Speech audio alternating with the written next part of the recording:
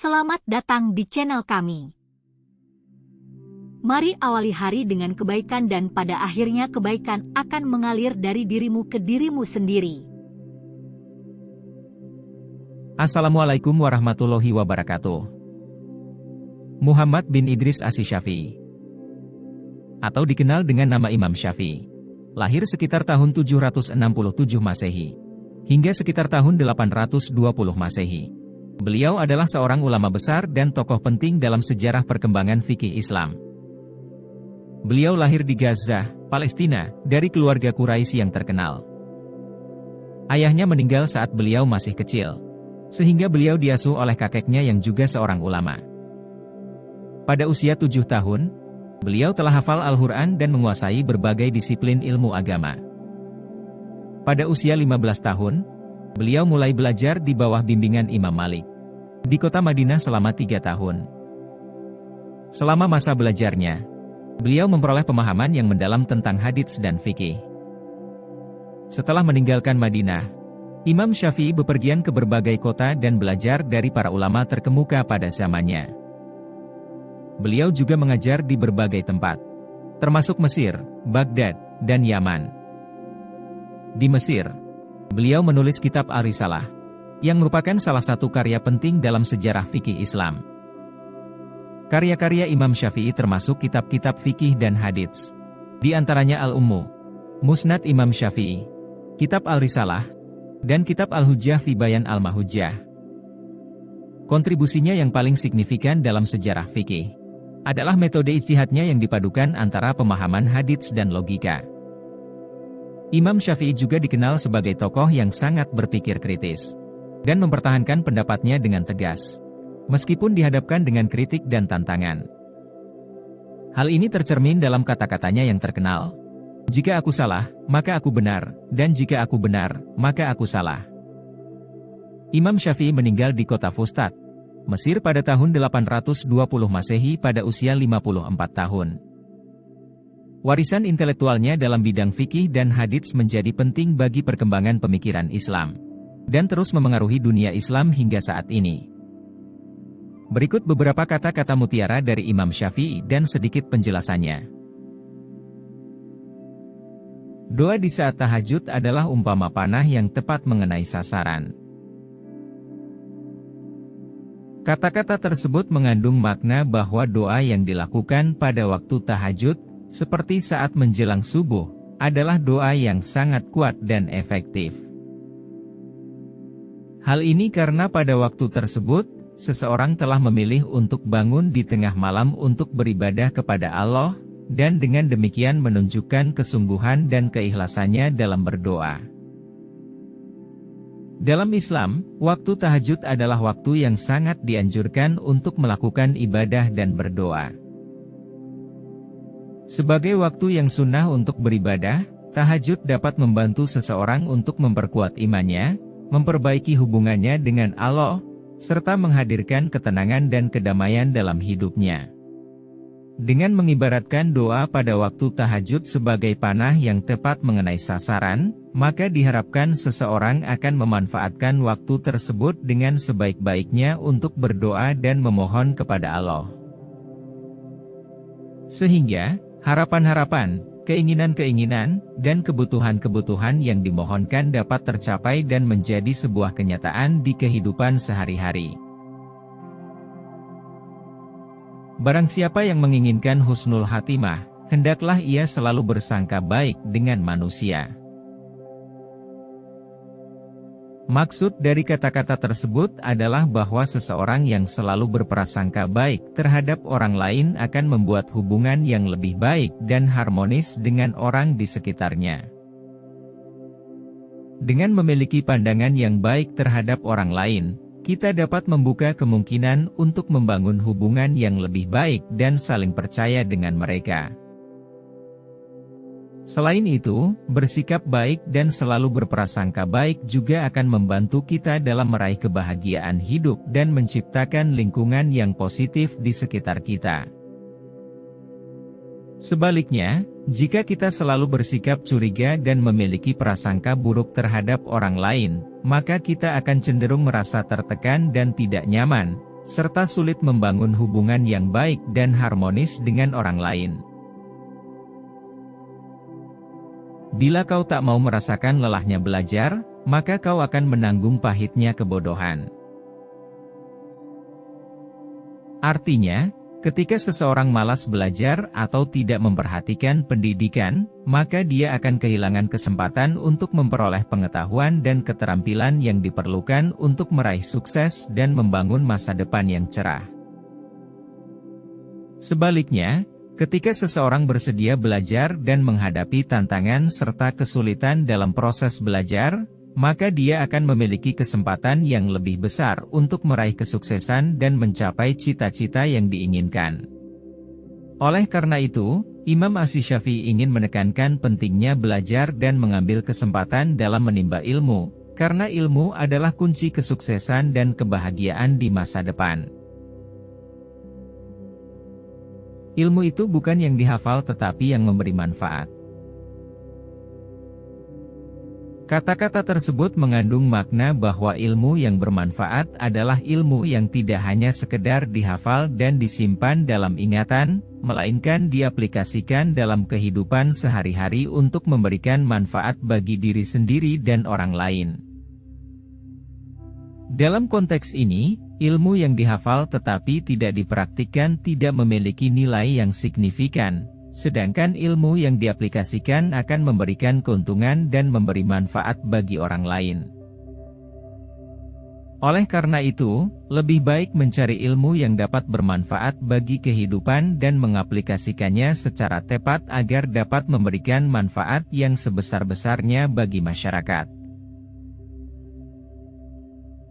Jadikan akhirat di hatimu, dunia di tanganmu dan kematian di pelupuk matamu. Kata-kata tersebut mengajarkan pentingnya memprioritaskan akhirat, kehidupan setelah mati, di atas dunia, karena akhirat adalah tempat yang kekal dan abadi sedangkan dunia hanya sementara. Dalam hal ini, diharapkan agar seseorang mengalokasikan lebih banyak waktu, energi, dan perhatian pada amalan dan persiapan untuk akhirat, dibandingkan dengan terlalu terobsesi dengan dunia dan kepentingan dunia semata. Kata-kata tersebut juga mengingatkan bahwa kematian bisa datang kapan saja, sehingga kita harus siap setiap saat. Kita tidak boleh lupa untuk mempersiapkan diri untuk kematian, dengan melakukan amal-amal yang baik dan menjaga hati agar selalu dekat dengan Allah. Sehingga ketika ajal tiba, kita sudah siap untuk menghadapinya dengan tenang dan yakin. Siapa yang menasehatimu secara sembunyi-sembunyi, maka ia benar-benar menasehatimu. Siapa yang menasehatimu di halayak ramai, dia sebenarnya menghinamu.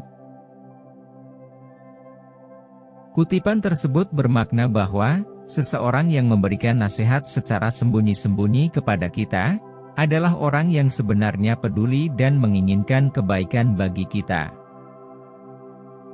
Orang tersebut tidak mencari pujian atau penghargaan atas nasihat yang diberikan, namun hanya ingin membantu kita dengan cara yang tulus dan baik.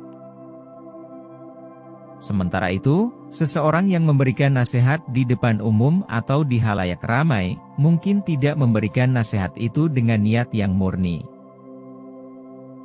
Ia mungkin ingin menunjukkan kebaikan dirinya atau merasa superior terhadap kita dengan memberikan nasihat di depan orang banyak.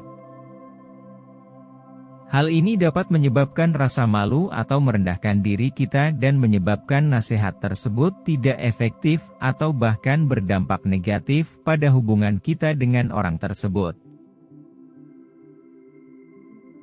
Orang yang hebat adalah orang yang memiliki kemampuan menyembunyikan amarah, sehingga orang lain mengira bahwa ia merasa ridho. Kutipan ini mengandung pesan bahwa seseorang yang hebat atau bijaksana adalah orang yang mampu mengendalikan emosinya, khususnya amarah, sehingga orang lain tidak dapat dengan mudah mengetahui keadaannya. Orang seperti itu bisa mengendalikan dirinya dan mengambil tindakan yang tepat meskipun dihadapkan pada situasi yang sulit atau membuat marah. Kemampuan untuk mengendalikan amarah akan membuat seseorang terlihat lebih tenang dan bijaksana, dan dapat membantu dalam membangun hubungan yang baik dengan orang lain. Amalan yang paling berat diamalkan ada tiga. 1. Dermawan saat yang dimiliki sedikit. 2. Menghindari maksiat saat sunyi tiada siapa-siapa. 3. Menyampaikan kata-kata yang benar di hadapan orang diharap atau ditakuti. Kata-kata tersebut mengajarkan tentang 3 amalan yang paling berat dilakukan, namun sekaligus menjadi amalan yang sangat mulia. Kata-kata tersebut menyiratkan bahwa ada 3 amalan yang sangat berat untuk dilakukan, namun bila kita melakukannya, maka akan mendapatkan pahala yang besar di hadapan Allah. Ketiga amalan tersebut adalah dermawan saat yang dimiliki sedikit. Maksudnya adalah ketika kita masih memiliki keterbatasan dalam hal materi, namun tetap memberikan sedekah dengan ikhlas dan penuh keikhlasan, maka hal ini dianggap sebagai amalan yang paling berat. Menghindari maksiat saat sunyi tiada siapa-siapa. Ketika tidak ada orang yang melihat, tetapi kita tetap mampu menghindari maksiat, seperti tidak melakukan tindakan yang diharamkan oleh agama, maka hal ini dianggap sebagai amalan yang sangat berat. Menyampaikan kata-kata yang benar di hadapan orang diharap atau ditakuti. Maksudnya adalah ketika kita memiliki kebenaran dalam suatu perkara, tetapi kita harus menyampaikan kebenaran tersebut di depan orang yang kita harapkan atau orang yang kita takuti, bahkan jika kata-kata itu dapat membuat seseorang tidak nyaman atau merugikan diri sendiri. Berapa banyak manusia yang masih hidup dalam kelalaian, sedangkan kain kafan sedang ditenun. Kutipan tersebut memiliki makna bahwa, banyak orang yang masih terlena dalam kesibukan dunia dan lupa bahwa kematian sudah pasti akan datang pada suatu saat. Meskipun kematian itu pasti, banyak orang masih saja terus menunda-nunda untuk memperbaiki diri dan beribadah kepada Tuhan. Dalam kutipan tersebut, kain kafan digunakan sebagai simbol untuk mengingatkan kita bahwa hidup ini tidak abadi, dan kita harus selalu bersiap-siap menghadapi kematian dengan melakukan amalan yang baik dan beribadah dengan sungguh-sungguh. Oleh karena itu, kutipan ini mengajak kita untuk lebih memperhatikan kehidupan akhirat, dan selalu mengingatkan diri untuk selalu berbuat baik sebelum terlambat. Orang yang hebat adalah orang yang memiliki kemampuan menyembunyikan kemeralatannya, sehingga orang lain menyangka bahwa dia berkecukupan karena dia tidak pernah meminta. Kutipan tersebut dapat diartikan bahwa orang yang hebat atau kuat bukanlah orang yang tampak kaya dan memiliki segalanya, tetapi orang yang mampu menutupi kekurangan dan kesulitan hidupnya dan tidak terlihat meminta-minta kepada orang lain. Orang yang kuat adalah mereka yang mampu menjaga kesederhanaan dan tidak memperlihatkan kekurangan dirinya kepada orang lain. Dalam konteks ini, menjadi seseorang yang berkecukupan bukanlah tentang jumlah kekayaan yang dimiliki, tetapi lebih kepada kemampuan untuk hidup sederhana dan tidak bergantung pada kekayaan atau bantuan dari orang lain. Apabila engkau memiliki seorang sahabat YG membantumu dalam ketaatan kepada Allah, maka genggam eratlah ia, jangan engkau lepaskan. Karena mendapatkan seorang sahabat yang baik adalah perkara yang sulit, sedangkan melepaskannya adalah perkara yang mudah. Kata-kata tersebut mengandung makna pentingnya memiliki sahabat yang baik dalam ketaatan kepada Allah.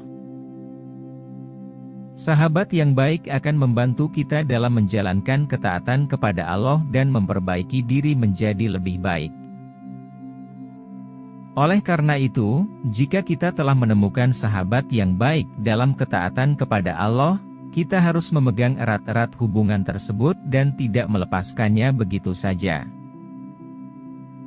Karena mendapatkan sahabat yang baik adalah hal yang sulit dan langka, sementara melepaskan sahabat yang baik dengan mudah dapat menyebabkan kita kehilangan sumber bantuan dan dukungan dalam beribadah kepada Allah. Jangan cintai orang YG tidak mencintai Allah, kalau Allah saja ia tinggalkan, apalagi kamu. Kutipan tersebut menunjukkan pentingnya mencintai Allah Subhanahu wa Ta'ala di atas segala sesuatu, termasuk dalam hubungan antara manusia.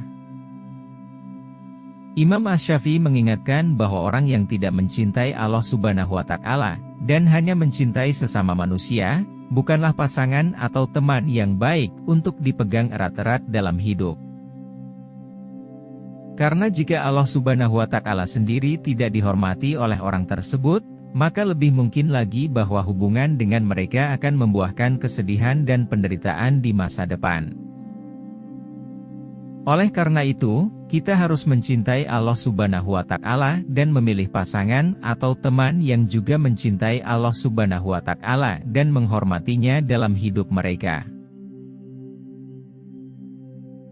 Orang yang hebat adalah orang yang memiliki kemampuan menyembunyikan kesusahan, sehingga orang lain mengira bahwa ia selalu senang.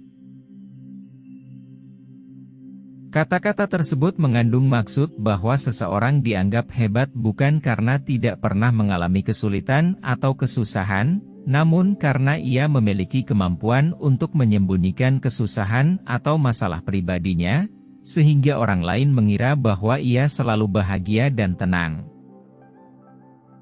Orang yang hebat juga bisa mengendalikan emosi negatifnya, seperti amarah, sehingga orang lain mengira bahwa ia merasa tenang dan sabar dalam menghadapi situasi sulit. Hal ini menunjukkan bahwa seseorang yang dianggap hebat bukan hanya karena kemampuan dan keberhasilannya, tetapi juga kemampuan untuk mengelola emosi dan menyembunyikan masalah pribadi. Berkatalah sekehendakmu untuk menghina kehormatanku, diamku dari orang hina adalah suatu jawaban. Bukanlah artinya aku tidak mempunyai jawaban, tetapi tidak pantas bagi singa meladeni anjing. Kutipan ini dapat diartikan bahwa ketika seseorang mencoba menghina atau merendahkan kehormatan seseorang, yang terhina sebaiknya tidak merespon dengan cara yang sama, karena diam adalah jawaban yang lebih layak.